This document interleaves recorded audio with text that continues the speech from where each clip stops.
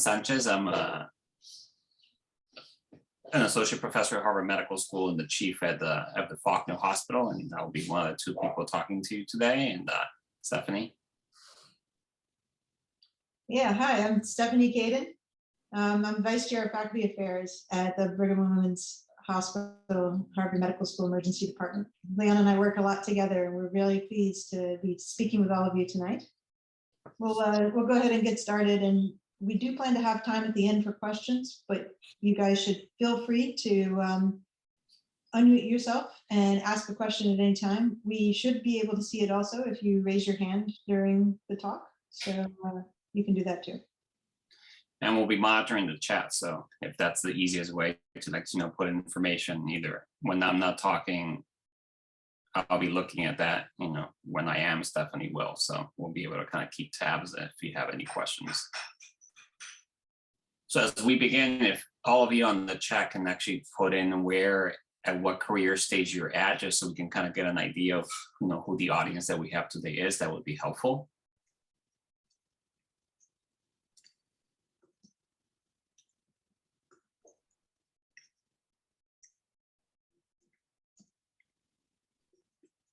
And then we'll share our screen just so we can start with the slides. Okay. Hopefully everybody can see and hear us okay. So next slide.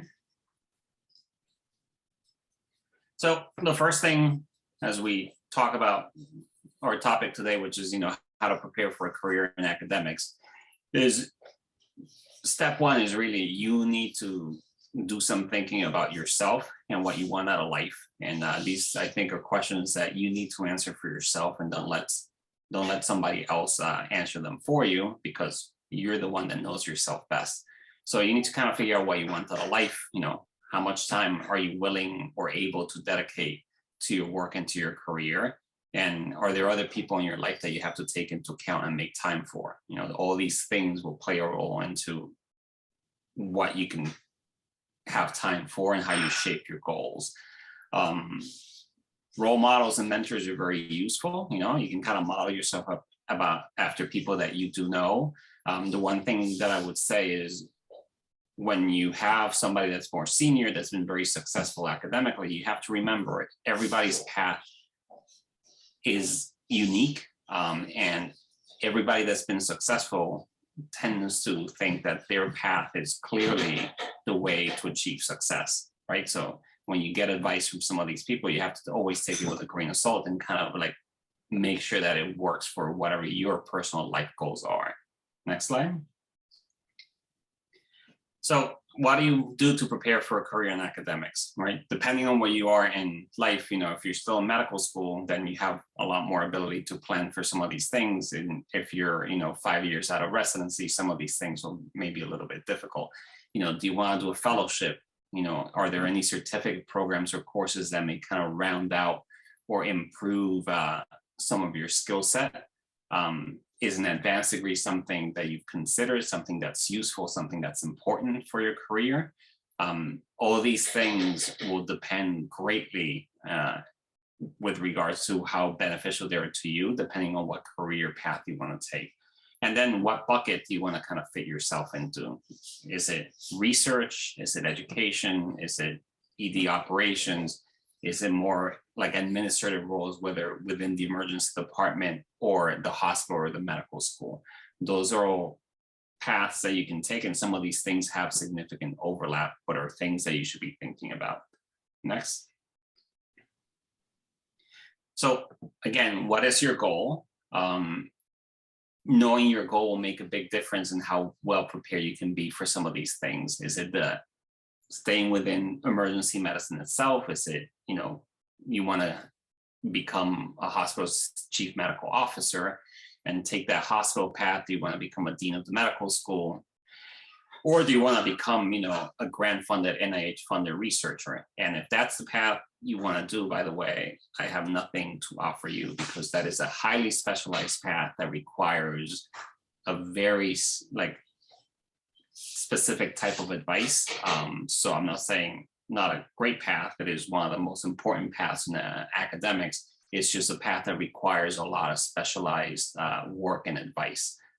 So I just can't give you legitimate recommendations, so then you need to find somebody that's already grant funded to kind of help you lead there.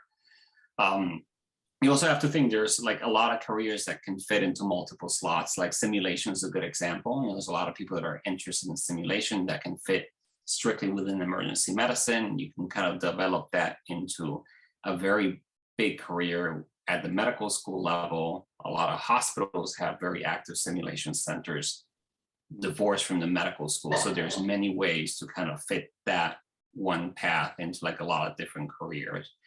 The other thing you have to think about, you know, what are your other life goals, right? Work is only part of your life. And, you know, some of these other life goals may conflict with you being able to do certain things at work, and you should be able to kind of take these things to kind of figure out how to balance them. And then always have contingency plans. Not only will life change and your goals change, but, you know, the opportunities available to you may be different than what you are planning for. So having contingency plans will make a big difference in how well you can react to the reality on the ground. Next. So I know you're all here because you wanted to build an academic career, and some of you have already started that career. But in case you haven't, in case you're earlier on, there are a couple of things you should know about the academic career path versus the community career path. Essentially, both of them involve working as an emergency physician, of course, but in the academic career path, you have a whole bunch of sort of extra activity, the academic extras that you're going to have to do that don't really show up when you're in the community path. And so the types of things that you have to think about building time in for are research. So at most academic sites, you're going to have to do some amount of research, whether you become, you know, a big time NIH funded researcher, as Leon was just talking about, or you do something much smaller. Research is probably going to be required wherever you are.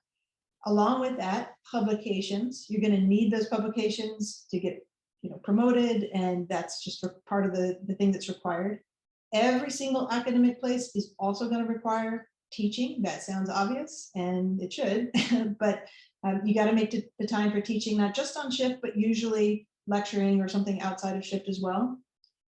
And then all of these things feed into the academic promotion structure, and that's really important. It's something that I did not really fully appreciate when I started my academic career. I knew that there was a promotion thing, but what I wish someone had told me is you should start thinking about how to get promoted at your institution and how you're going to make a plan around that early on. Because if you don't start planning for it and you don't understand what the criteria are, and we'll talk about this a bit later, you can really fall behind in a way that is unfortunate and doesn't need to happen. So you have to plan around this academic promotion and the work that is required in putting together your portfolio and preparing your CV. The other thing you should realize is that the clinical work in the actual emergency department is going to be different at an academic medical center than in the community. So obviously you have residents there, and so you're going to be in more of a sort of supervisor role a lot of times. But it also means that you may not get to do, if you're working with residents, you may not get to do as many procedures as you did in residency. So if you are still in the medical student residency fellowship period of your training, make sure that you become really expert at doing procedures, because when you become an attending, the only chance you'll get to do them sometimes is if the resident, you know, can't get the airway or can't get the LP, and then you get to be pulled in. And so if you can't get it either, you have a problem. So you have to make sure that your clinical skills are really intact. Obviously, the other thing that's different about working in an academic medical center is you typically have access to a much broader range of resources. You know, you can get an MRI, you can get an orthopedic consult, you can get a lot more things. And so the clinical work actually does feel a lot different when you're in academics than when you're in the community. And then finally, I think the other thing to think about adding in time for is when you're in academics, you'll want to network and become involved in national societies or whatever society there is for your subspecialty. I know we have pediatric emergency physician in the house, so that they'll want to be involved in those societies. And that's just another level of sort of time that it takes. You'll travel to the conferences, you'll get involved on the committees. That's also part of this academic life that you don't have to do in the community. So a lot of people, especially in the earlier stages, residents and medical students think, oh, I'll be an academic doctor. I've looked at it, and the number of shifts you have to do per month is much less. So I'll have all this extra time to do the thing I'm interested in. And because of all these academic extras that you see here, that's really not true. Being in academic medicine is kind of like being in school for the rest of your life. There's always something else you've got to be doing every night and weekend. You've always got the next publication to write. You've always got the next bit of research to work on, or something for your academic productivity. A community doc friend of mine in emergency medicine, every time I meet with her, she shakes her head and she's like, what are you doing there at Harvard? Come to the community. You go to work, you do your shifts, you see the patients, you clock out and you go home, and that's it. You don't have to do anything else. She's like, step into the light. That said, I would never trade this job, and I think Leon wouldn't either.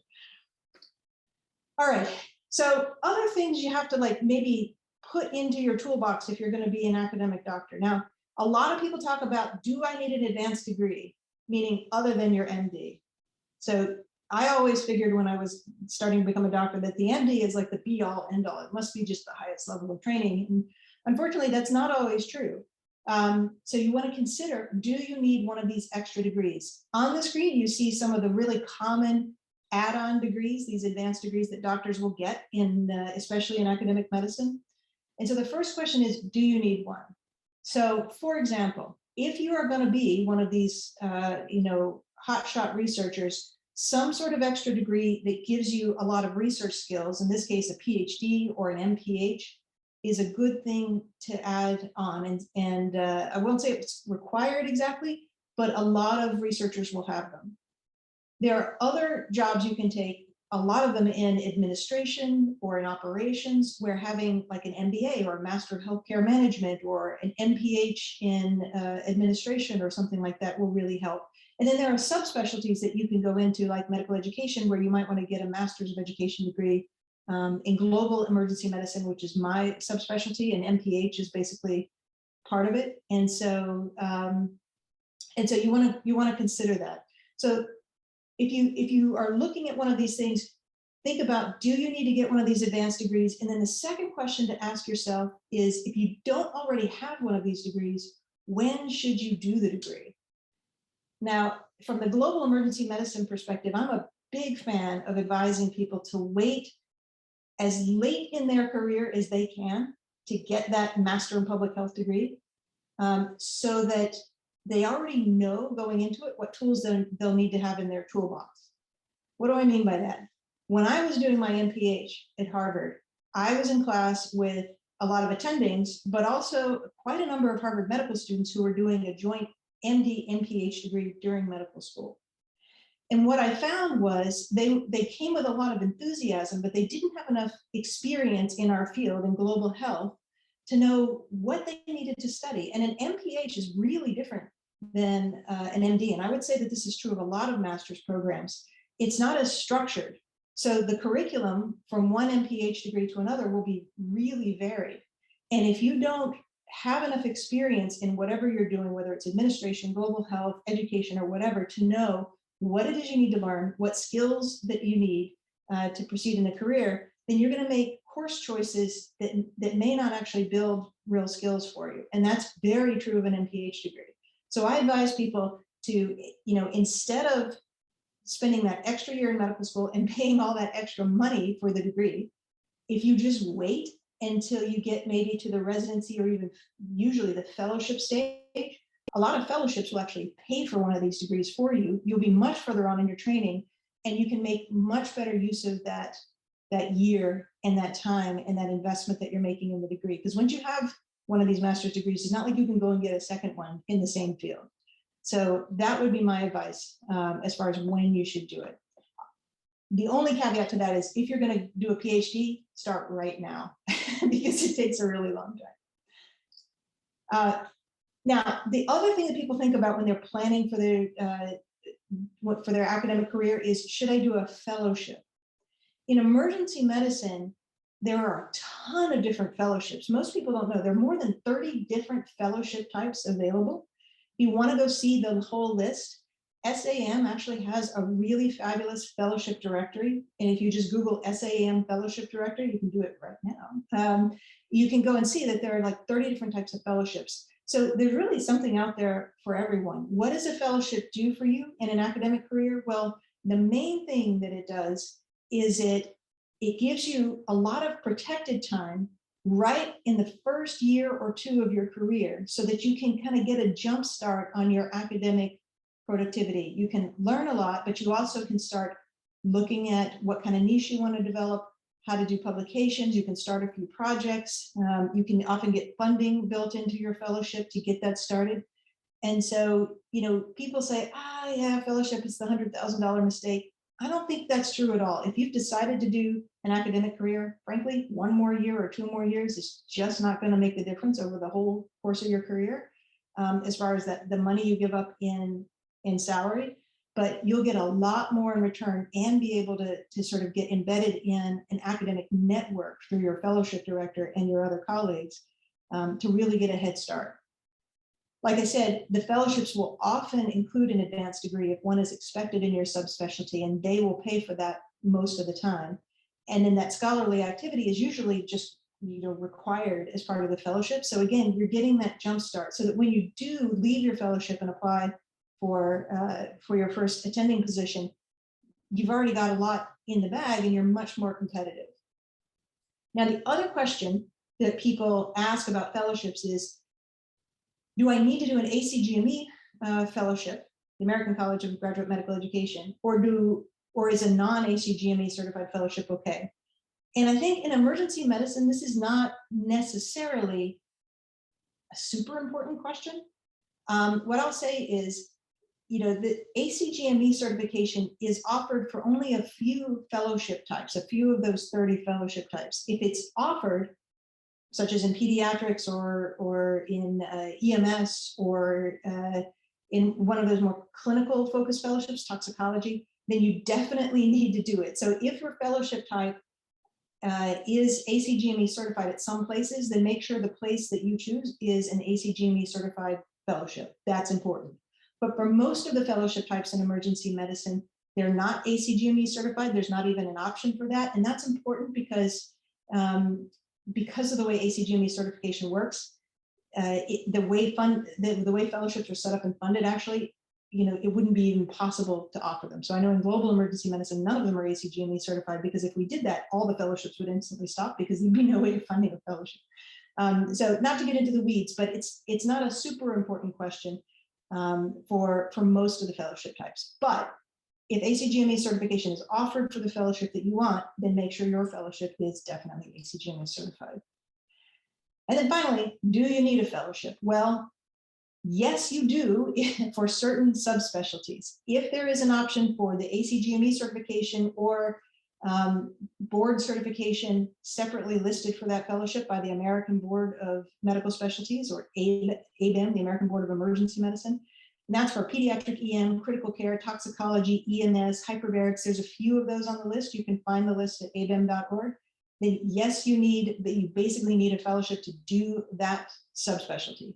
For everything else, the answer to do you need a fellowship is probably. You can certainly have an academic career without getting a fellowship, but if you get a fellowship, it makes you much more competitive. I mean, think about it. If you were in an academic chair in emergency medicine and you have 2 job applicants and they're both interested in administration, and one of them has done an administration fellowship and one hasn't, who's he going to choose? Or she, who's she going to choose? So that it just makes you that much more competitive. And there's so many fellowship programs, you'll be able to find one that fits your interest.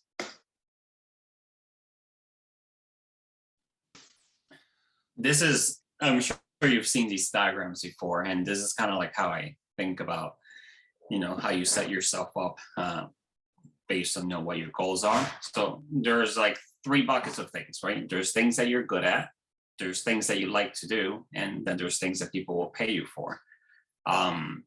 you know yourself best, so you probably know best, what you're good at and what you like to do. Depending on where you work, that will be a process of figuring out, what's valued at your job. The more overlap there is on these things, then the easier your life is going to be, right? So, there are certain things that you may be outstanding at that people will pay you a lot of money for, but you may hate doing. Like, for example, I did the schedule for a lot of years at my prior job, partially because it was just part of the operations portfolio, and I think I was pretty good at it, but it's not a fun experience. If any of you have been a chief resident or have ever done a schedule before, it's about as fun as like sticking a needle in your eye repeatedly. But again, was good at it. It was part of the portfolio of what I needed to do for my job, so it was something that I had to do. But again, knowing who you are will drive a lot of like some of these decisions. Hopefully over time, next slide, you will find a job where there's a lot of overlap, or you will develop yourself to increase the overlap that is available. And if you find yourself in a position where you have a diagram that looks like the next one, this should be an indication that it's time to look for something else, right? If you are in a position where the things that you like to do are not valued, or the things that you're good at and you want to do are not valued, then there's a mismatch there where you're never going to be happy, and trying to find a place where you have a better fit is probably going to pay dividends down the line. Next. Now I want to shift a little bit to something that people don't think about very much when they're thinking about their careers in general, but I think is very important in terms of planning long-term. If you don't plan like how to best utilize your time, someone else will do that for you. And work normally, especially in academics, will expand to fill all available time, right? When you work a community job and you're working shifts, there's very clear boundaries as to, what's work time and what's not. When you work in academics, while you're sleeping, right, emails are piling up on your inbox. Anytime you walk past the hallway and speak to somebody else, some extra work will get created. And if you're not deliberate about creating some time for future projects and for long-term planning, then you will run out of time to do those things. And what you have to do right now will overwhelm what comes next in terms of your career. Next. So what I recommend, and again, there will be varying ability of, depending on where you are in your career, of being able to do some of this, but you need to designate and carve out some time for your long-term goals. If you don't do this, you'll never be able to accomplish a lot of your long-term goals. Something that I suggest trying, if your program and your scheduler allows, is trying to designate at least one day a week as one of your regular days of clinical work. Being able to do that already inserts a lot of regularity to your schedule, which will help you organize a lot of the rest of your portfolio. You probably won't be able to schedule a no meetings day early in your career, but as you grow in your career and the amount of administrative responsibilities grows in your portfolio, designating even a half a day that is yours to manage and not someone else's to manage will give you a lot of flexibility and ability to kind of get some of the work done that you need to do for your longer term goals. So what I do is I work clinically every Wednesday. I shift the rest of my clinical shifts, or a large portion of them, not all of them, to weekends, because there's no meetings normally on weekends. So you can kind of fit clinical time on the weekends much more easily. And then I have a designated day a week where I have a no meetings day, which means I have a day where actually I can schedule my own meetings with like things that I need to do for like a lot of my long-term goals. So that's when I meet a lot of the people that I do research with at other institutions, and some of the things like that, where they're not directly related to like the day-to-day work that I have to do, but they're very important to actually be able to build like a long-term plan, a career. And then the other thing that you have to do is you need to account for life, not work, into your schedule, right? If you're completely overcommitted with everything at work, and you have children and they don't know who you are when you walk in through the door, then you probably have failed at some portions of your life. So kind of being mindful and kind of allowing yourself to have enough space to have a life will probably be a good idea long term. Next. All right. All right. So back to this notion of having an academic career. It means you have to pursue academic promotion. And this really isn't negotiable. I actually, when I first started my career, I just kind of didn't really realize how important it was. I thought it was totally up to me. And then I think a couple of years in, the chair pulled me into his office and he said, you know, what's up with your promotion? You're not really making progress. And I'm like, you know, I'm doing my projects and stuff. And he's like, no, you're not going anywhere if you don't get promoted. So get on it. So when you're thinking about your promotion, there are different elements that university promotion committees are going to be looking for. And you need to find the balance of what's usually from these 5 elements. So research grants, so money for your research is one. Publications is the next.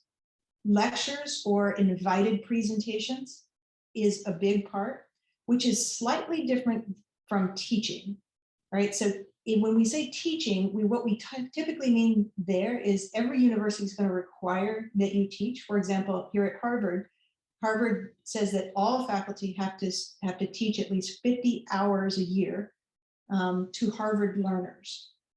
All right, so which is different than giving a lecture at SAM, for example, because that is not necessarily Harvard learners. So the teaching for us often means on-shift teaching, or it means giving a lecture to the residents or teaching the medical students. But the lectures part, the invited presentations, that's not only part of your education portfolio for promotion, but as an invited presentation, it also is proof of your academic reputation, either locally or statewide, nationally, or even internationally. And so those are 2 slightly different things that you need to do. And then last, some universities will give a little bit of promotion credit if you're heavily involved in administrative service. So if you're a chief, or if you're the director of operations or the director of quality or something like that, they realize that takes a lot of time, and that's time that you could be spending doing research and getting publications out and all of that. And so they will sometimes give you some credit for that. Now, everybody will have a different mix and a different balance of these 5 things. But what typically is the case is you can't just have one of these and get promoted. You can't spread yourself too thin across all of these areas. You're usually going to have to focus in and make sure that you're doing enough publications and enough lectures according to the academic track, which I'll go over in a minute. So the question is, why is academic promotion important? Thank you, Isha, for that question. So the way my chair explained it to me at the time was the following. So it comes down to what's important at your institution. First, it's important to your chair that the people who work in his department are getting promoted. So what does that mean? When the chair reports, the chair has to report to somebody. And when they report to their boss at the hospital, there's like a dashboard for chairs to report. Some of it is, financially, how's the department doing? Are they doing a good job kind of with the clinical service? But on the academic side, the chair has to report on how many research grants are they getting, how many publications, and how many, full professors, associate professors, assistant professors does that person have in their shop? And if you're not progressing, if everybody's at the lower levels, it makes it look like the chair is not doing a really good job and that the department is not really very academic. So that's thing one. The other thing is, if you want to move up and build a career in your shop and get higher levels of promotion, then you're going to need to actually move up the academic ladder. So in the academic world, it's going to be rare for a chair of a department to not have a really high academic rank, usually a full professor. Sometimes they'll do an associate as well. But if you want to be the top dog, you've got to be a full professor because it's an academic place and they value that in the leadership. At my place, when I became a division chief, and then I was sort of in charge of mentoring people sort of below me who were coming up through the ranks, I was told flat out, if I don't get promoted, then I actually am not in a position to do what I need to do to help the other members of my division along. So academic promotion is really sort of coin of the realm at an academic place. And that's why it's important that you pay attention to this. Now, it's emphasized at some places more than others. I think definitely at Harvard, it's highly emphasized. Harvard's very focused on that. But in other places, you can sort of go through a whole career and just be an assistant professor. But I think those places are usually not super common if you're part of the core academic faculty. So that's why it's important. Now, those are the 5 elements you're going to build your career on. But note that when you get promoted, most medical schools are going to have different promotion tracks. I think Leon and I have both said that everybody's academic career looks a little bit different. And so the academic tracks are going to be slightly different, and they might be called different things, but they're usually in 3 or 4 different buckets. So the first track is for those people who are hardcore researchers or investigators. It's sometimes called the research track or the investigation track. This is where you go if you want to be like an NIH-funded researcher and you're heavily into research and publications. Another track is for people who are hardcore educators. So your residency directors, your medical education directors will often go into the teaching and education track. And so most of their activities will be in teaching and education, but they also have to do a little research, maybe in educational techniques, and they also have to publish. But their focus is in teaching and education. And so when they spend a lot of time doing that stuff, then they'll get promoted in that track. There's usually another one and it's called lots of different things at different places. At Harvard, the third one is called clinical expertise and innovation, which is an impossibly vague term, but it means that you have some other expertise that you are. So my first promotion at Harvard was in this expertise in innovation, and it was based on my global emergency medicine work. So building the specialty around the world, responding to humanitarian disasters, and then helping to improve how the world responds to international disasters and refugee crises. And so like that could be a research and investigation, but it's not a hardcore NIH funded track because NIH doesn't really fund that kind of work. And it wasn't exactly a teaching and education either. So there might be another track like that your work fits best into. And then the last way to get promoted at some places is that they might promote you just because you've been there a long time. That's sometimes pretty rare. Not every university offers that. Here at Harvard, they call it the longer service promotion, and it's only good for one jump. You can go from at Harvard has not 3 levels. Most places are assistant professor, then associate professor, then full professor. Harvard bumps everybody down and we start 1 notch lower at instructor.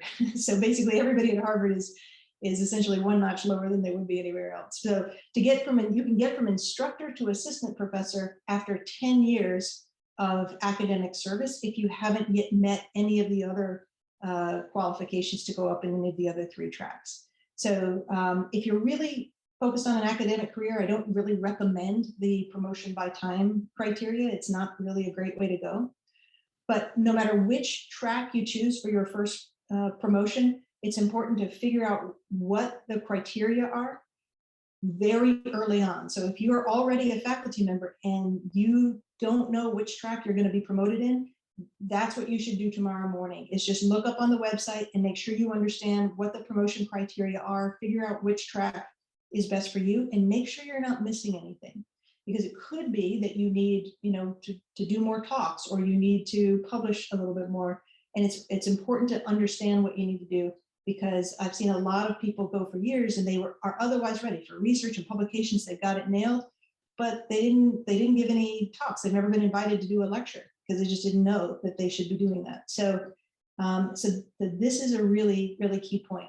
Now, the other thing to know very quickly is your first promotion might be in one track and your second promotion might be in another track if your career has developed in another direction. So I told you my first promotion was in sort of the blue track, the expertise and innovation.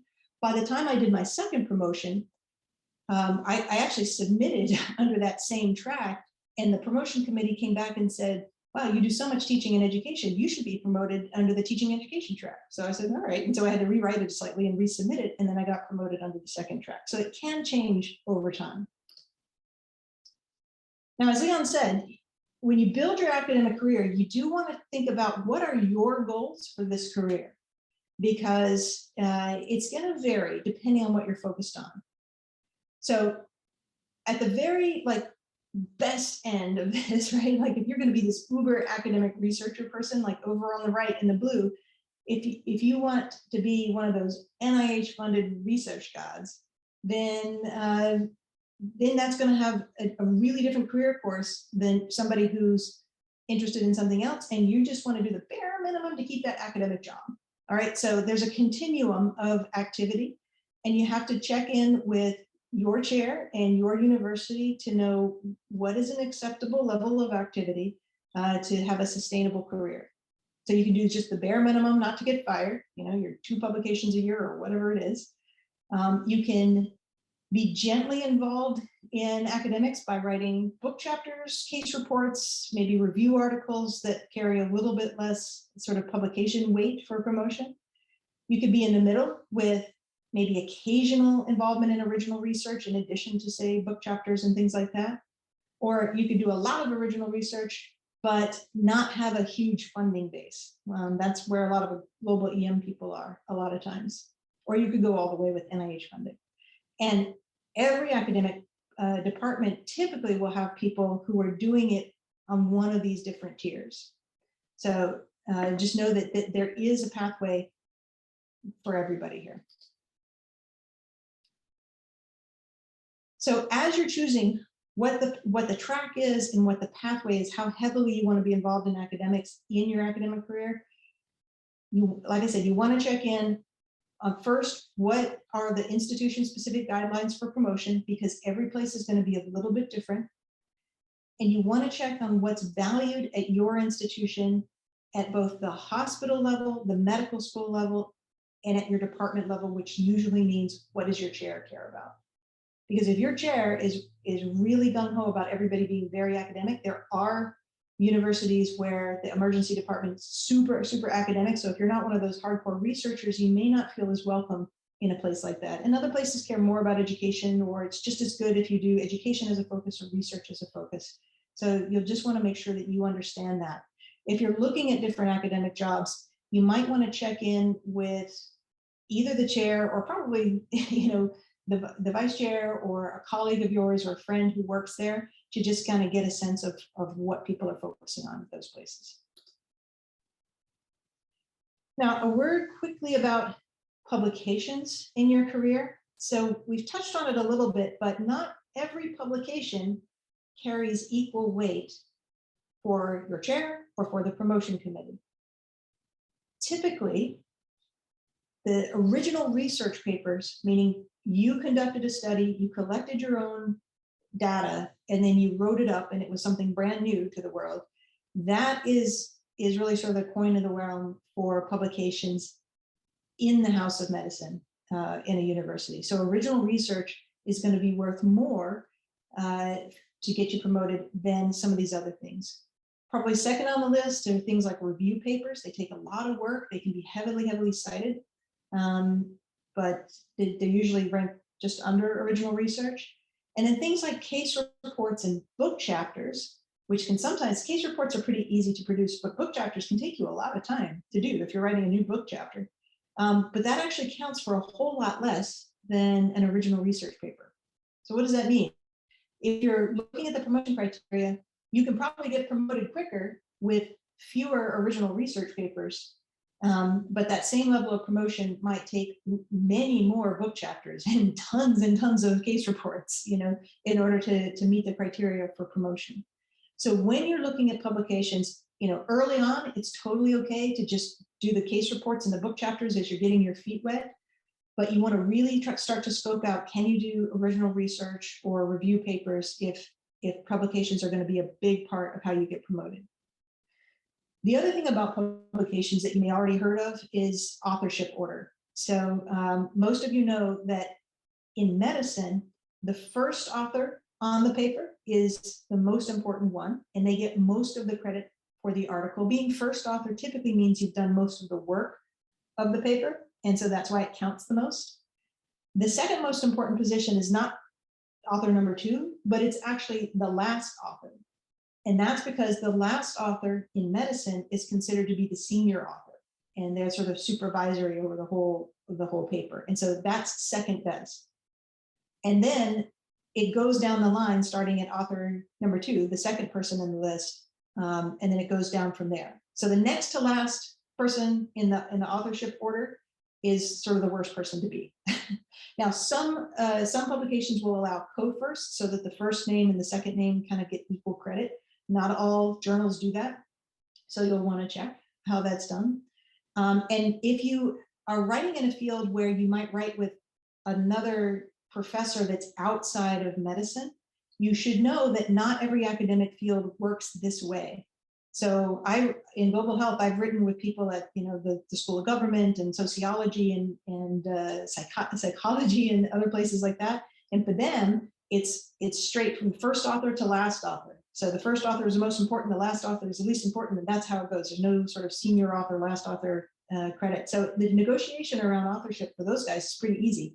I always say, okay, guys, just put me last. And they're like, yeah, no problem, because we all want to be first.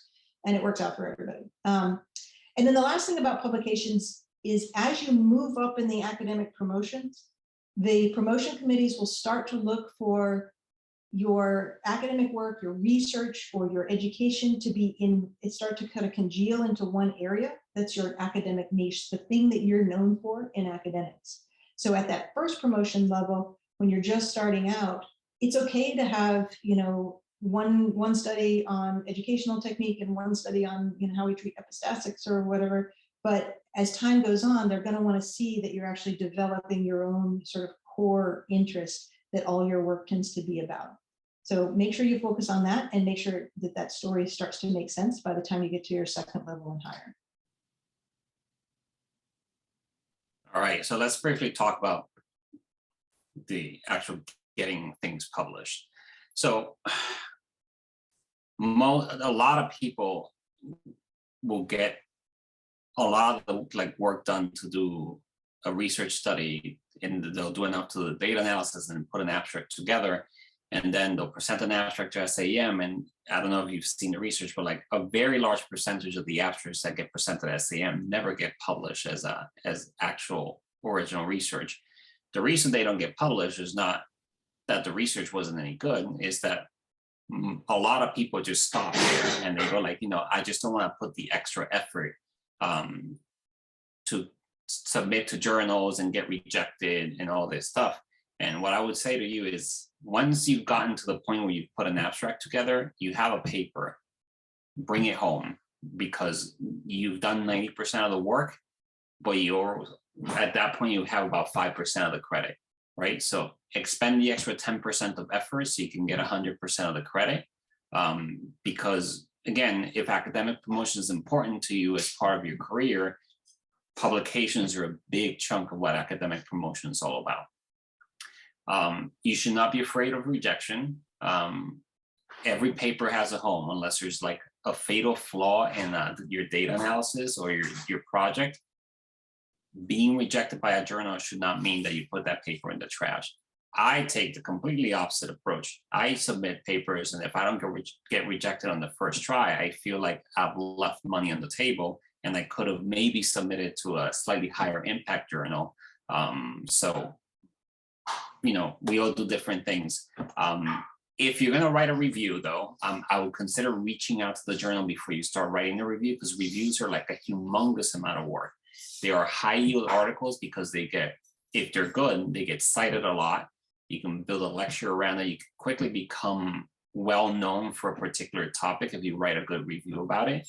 But given the amount of effort that goes into it, it may be worthwhile to reach out to a journal before you start writing the review, to just kind of gauge the interest.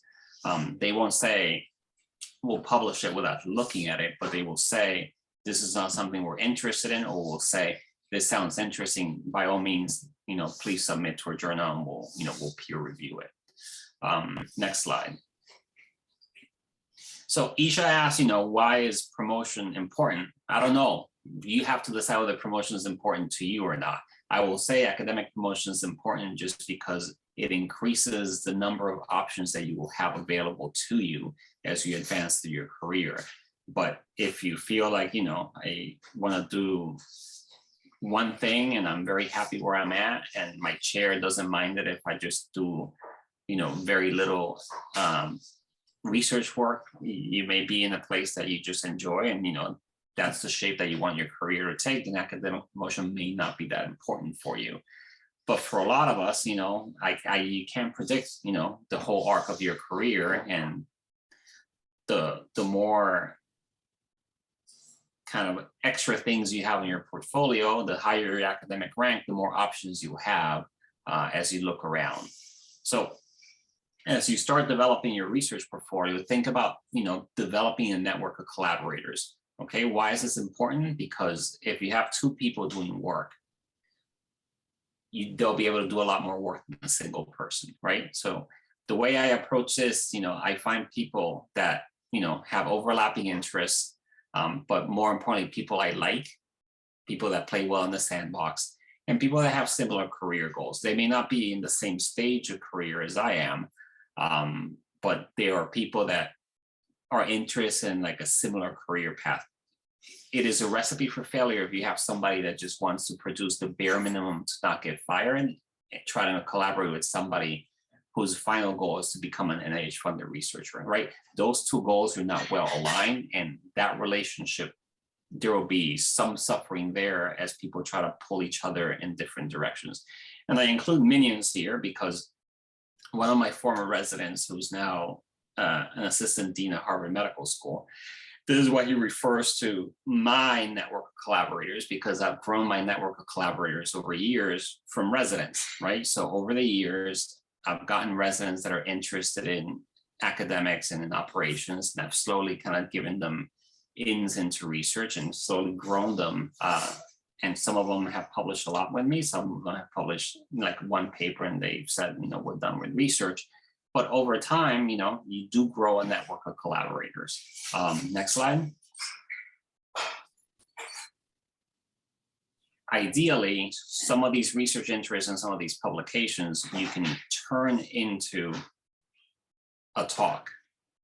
Because if you can marry your research interests with something that you can talk about, then all of a sudden you can start building a national reputation on a particular topic. And it makes it easier, right? If you're developing a talk on somebody that on something that very well, it will take a lot less effort to develop that talk, and you'll be much better at delivering it. And you will much more easily become like recognized in a particular area.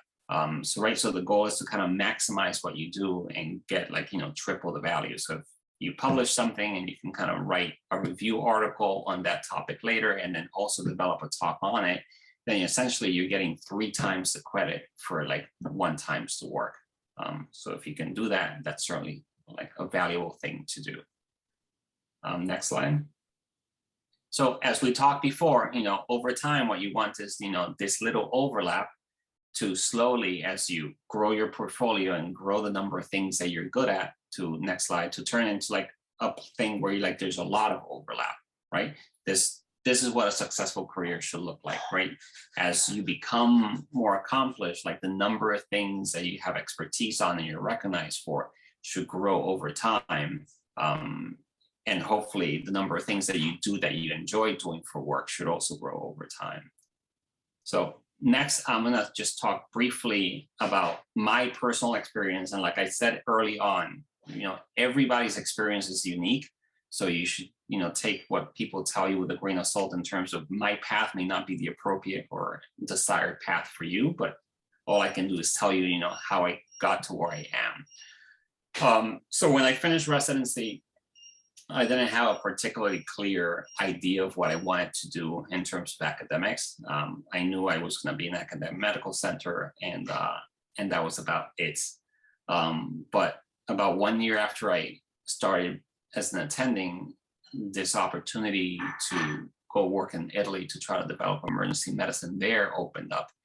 And they needed some people to essentially go work in Italy for about 4 months a year. So I sacrificed myself and went to Tuscany about 4 months a year to work on this project. Again, 90% of this was pure luck that I was in the right place at the right time, but some of it was, taking advantage of an opportunity when it presented itself.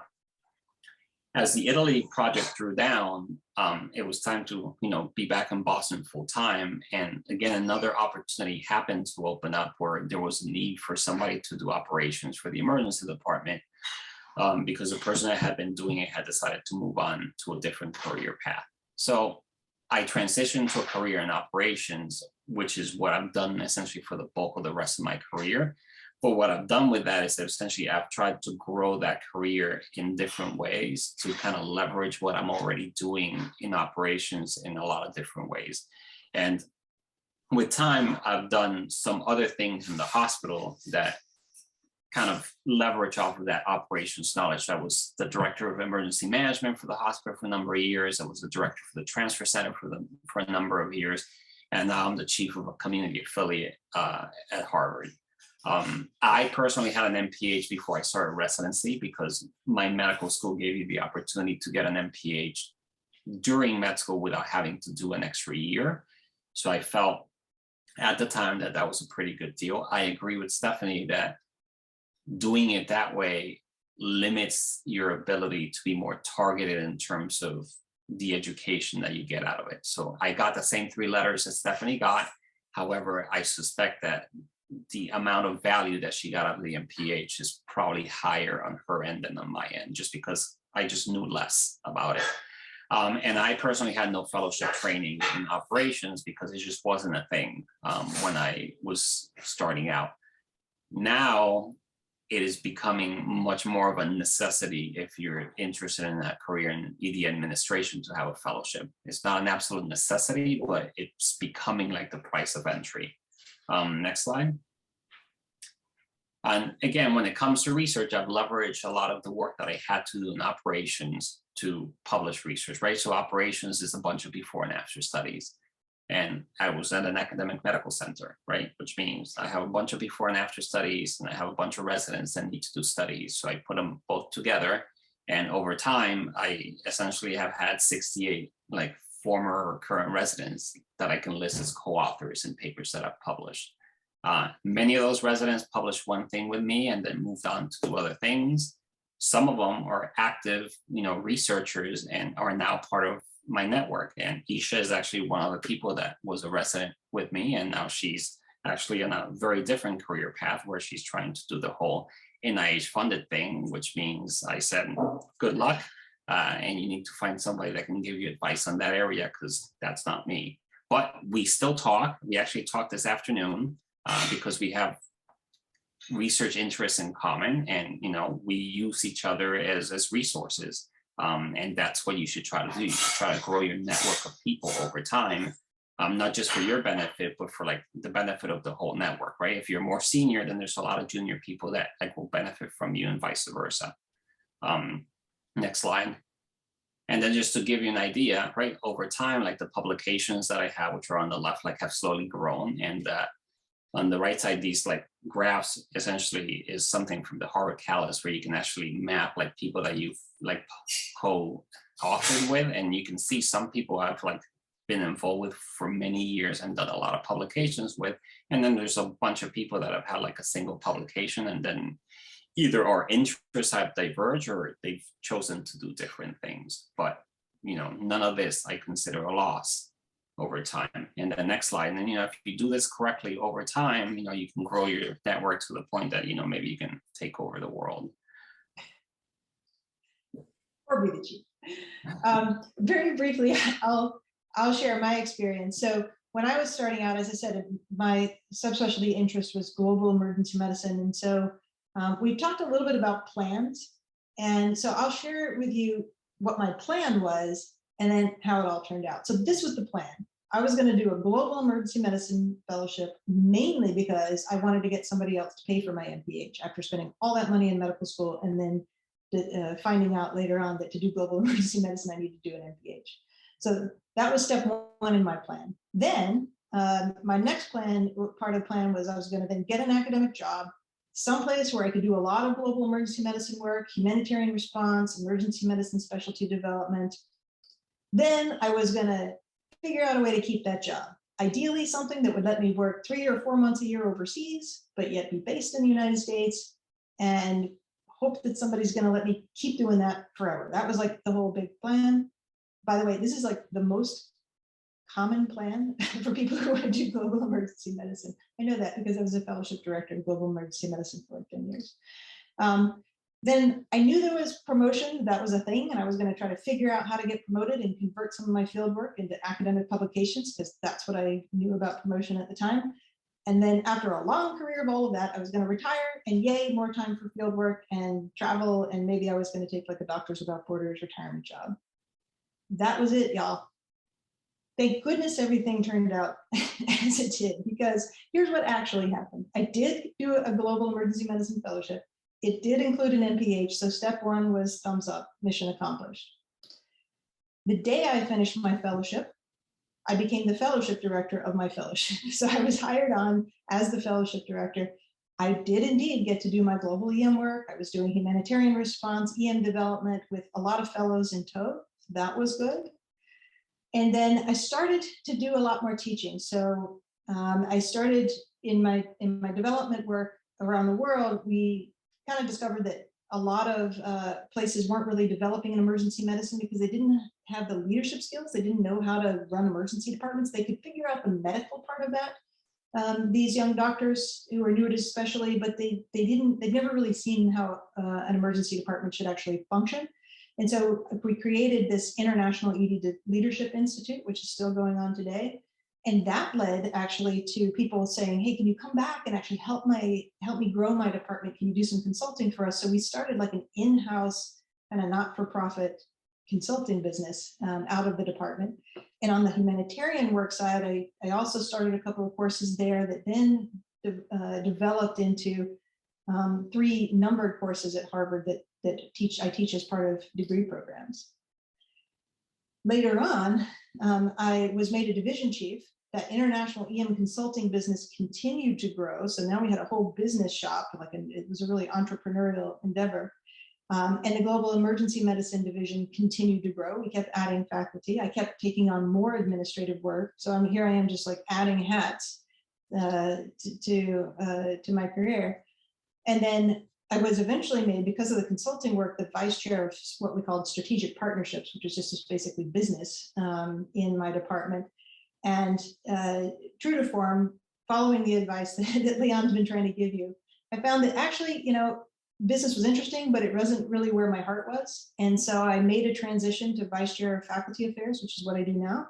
I still wear a lot of the hats that are on this list. But a lot of these moving from step to step was just a matter of waiting for the door of opportunity to open. And every time I got an opportunity, sort of walking through it. And that's how my career developed. So to summarize, you have to define for yourself what career success means to you, right? That is for you to decide, not for somebody else to tell you, right? That is your goals in life. Once you know what your goals in life are, then you can start making a plan. And the longer range the plans are, the better you're going to be able to kind of accommodate some of these things. But you also need to kind of like have some backup plans.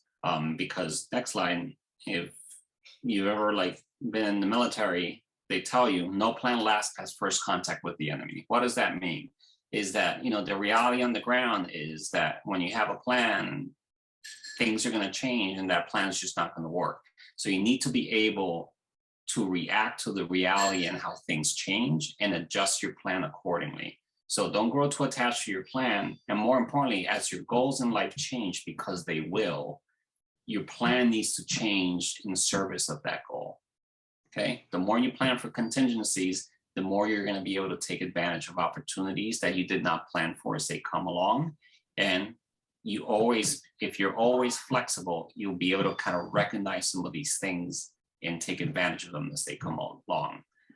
And with that, we will end to give you a little bit of time to ask some questions. Our emails are up there in case you want to reach out to either of us and ask some questions later on, or if you have questions, later on about, your CV, promotion, etc. All right, I'm going to stop the share now. If you have any questions, Leon and I would be happy to take them. We just ask that if you can unmute yourself, feel free to turn your video on, and we'll be happy to take any questions.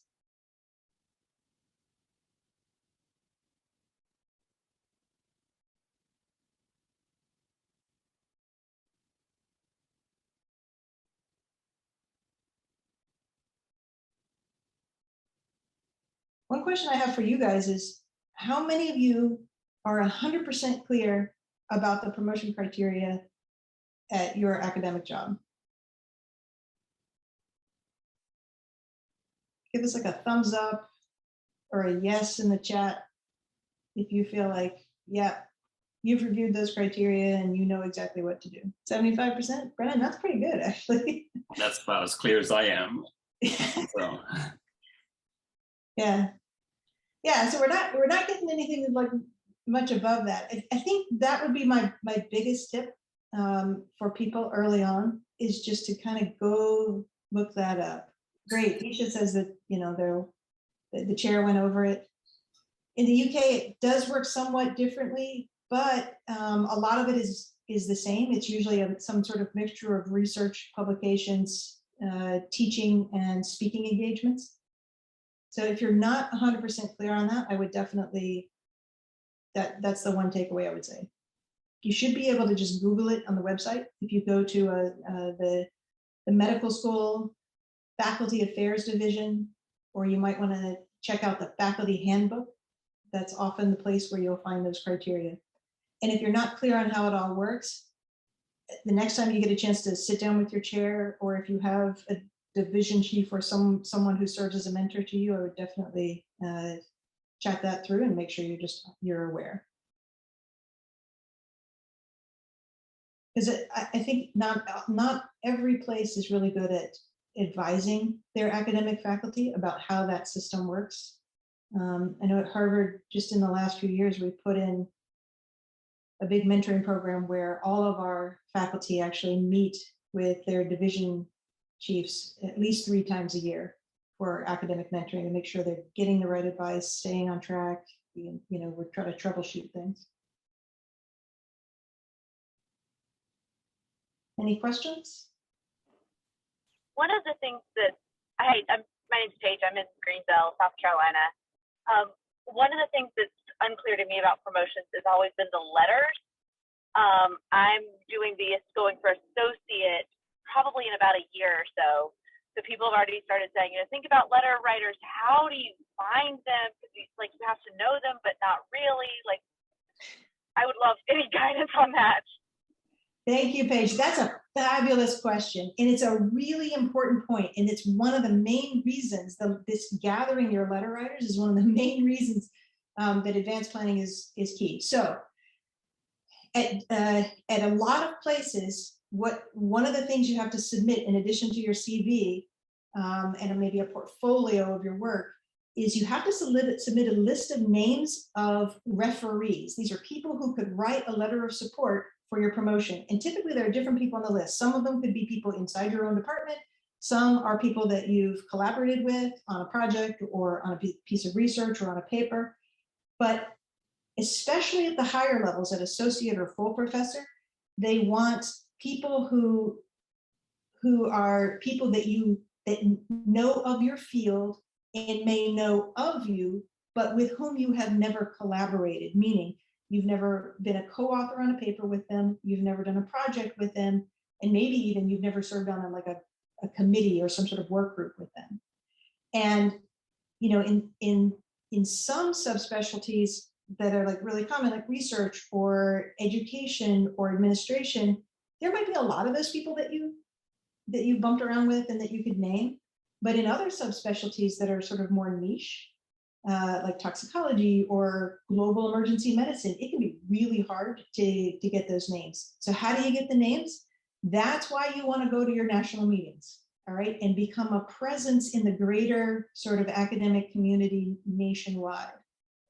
So Paige, I'll give you an example. The person who was my independent letter writer that I gave the name to was just a guy who's, and usually those people have to be at the level of promotion you are seeking or higher, which is another tricky thing in some of the smaller subspecialties.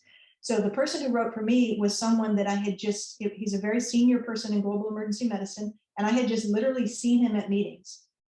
And he had seen me present, and I had seen him present. And we were, I would say hi to him if I saw him in the hallway at like SAM meeting, but we had never really actually worked together. But he was a super nice guy, and he was like literally the only guy I could think of for this letter writer. So I put his name down, and what happens is you submit names often, and then your department will reach out to those people to solicit the letter on your behalf. It's really important that you don't tell any of the people whose names you put down that you've given their name. You can't say, hey, Leon, they're going to be reaching out to you for a letter. Will you write for me? Because that's usually against the rules. And if you do that, then they can't write for you. So I had actually one person who did that to me once, who said, hey, I put your name down. I'm like, thumbs up. I'm happy to write you a letter, but we never had this conversation. You're not supposed to be doing that. So it's somebody like that. And so he wrote the letter. And then before I got the promotion, the next time I saw him at a meeting, he's like, hey, have you been promoted yet? And I'm like, how did you know? We're not having this conversation. But that's how you do it, Paige, as far as finding people.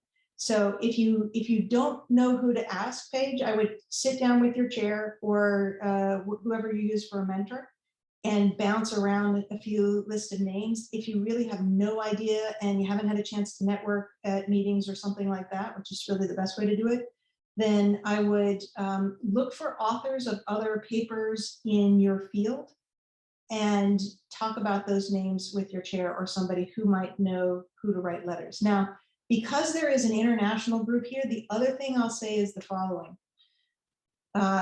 Especially in global work, one of the caveats to this is that you want someone who's going to be able to write the kind of letter that an academic promotion committee in your country is going to be accustomed to seeing. So I'll give you an example. I used to work I had a job in Germany once. It's a long time ago. It was really funny. So I had asked the German physician to write me a letter of recommendation at that time for medical school. And they weren't accustomed to writing American letters of recommendation, which, as you all probably know, are like super flowery and like, oh, top 10% of everybody, all the students I've ever taught. And, she's just great and has a super bright future. This German guy wrote the letter, and it was like, Stephanie Kayden showed up for work on time every day, and Stephanie Kayden was perfectly punctual in all the tasks I asked her to do, and she got the certificate that she was supposed to get when she spent those 3 weeks with us, or whatever it was. And I was like, that's not going to work at all, So the standards for these letters are different in different places, and so if you are soliciting letters from someone outside your own academic culture, you want to be really careful that the letter writer kind of knows what the American universities are looking for.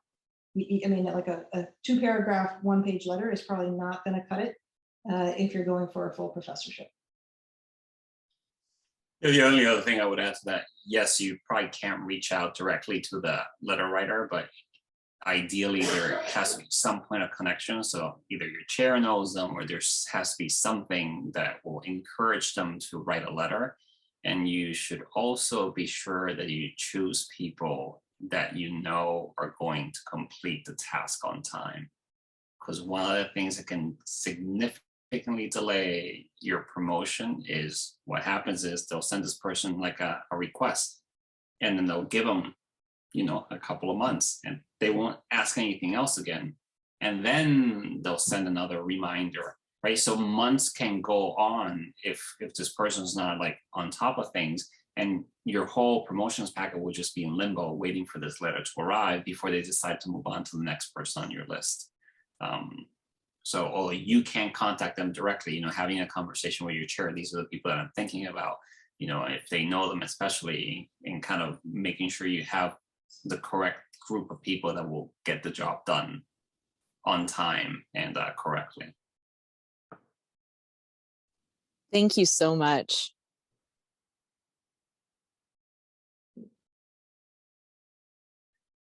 If there are any more questions, we're happy to take them. I'll put my email address in the chat in case you guys want to send an email later. But thanks everyone for spending the time with us tonight. And I'd like to thank our colleagues at SAM, Dan and Holly, for helping us host tonight. And thanks, Leon. It's fun. Thank you. You guys have a good night.